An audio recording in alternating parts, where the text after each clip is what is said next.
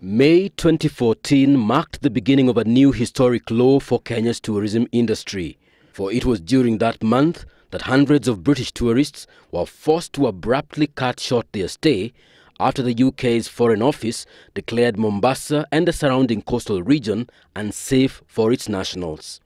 A move that signaled grimmer times ahead for an industry that was already on a slowdown triggered by pre-election jitters.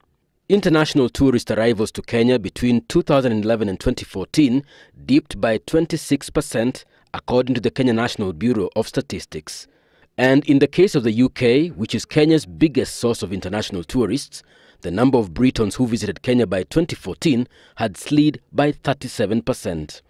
And by the close of 2014, earnings from tourism, which is Kenya's second biggest source of foreign currency, had also declined by 11% to slightly over 87 billion shillings. But it would appear that the official numbers are a far cry from the assessment of tourism industry players.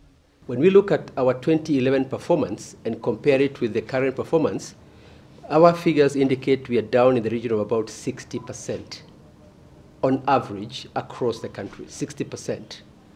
If you go down to the coast, that downturn becomes much higher because the coast is particularly affected with occupancies sometimes even as low as 15%, which would be looking at 80% downturn.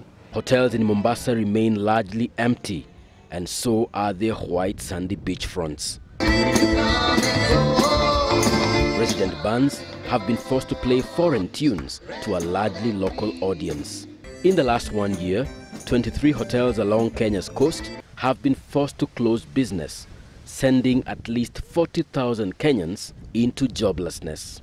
For curio dealers like Chris Katuko, there's little to do here other than to dust off his wares. It has been very tough, very hard because of the poor business now. Some of the people have gone to up countries.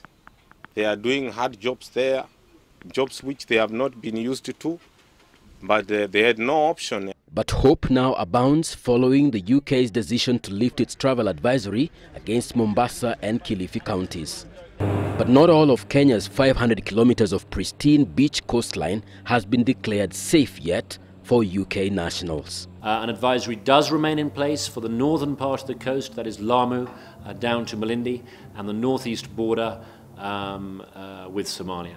Although the UK government's revision of its travel warning has been widely received as a much-needed boost to the ailing tourism sector, hotel and tour operators say it may take at least 2 years for the tourism industry to recover the gains it has lost in just 1 year.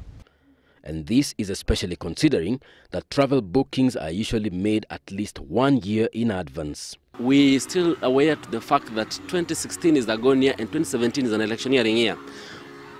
In history, it has been very difficult to sell Kenya as the tourist destination over the electioneering periods. The good news is that some key European carriers like Germany's Lufthansa are already warming up to Kenya. News of the possibility of direct flights between Kenya and the United States is also being eagerly awaited. But that largely depends on how Kenya handles security within its borders and whether its key tourist markets will call a happier tune for Kenya's tourism industry. Stephen Kimani, Sunday Live.